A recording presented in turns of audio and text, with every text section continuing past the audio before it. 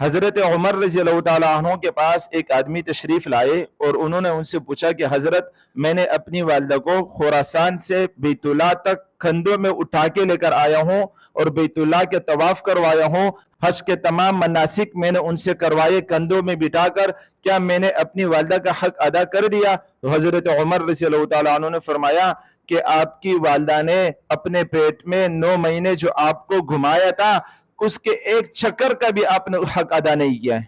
حضرت حسن رضی اللہ تعالی عنہ سے کسی نے پوچھا کہ ہم اپنے ماں باپ کے ساتھ کس طرح حسن سلوکی کے ساتھ پیش آئے، تو انہوں نے فرمایا کہ اپنے ماں باپ پر مال خوب خرچ کرو اور اپنے ماں باپ کا کہنا مانو، ہاں گناہ کے کاموں میں گناہ کی بات ان کی نہیں ماننی چاہیے۔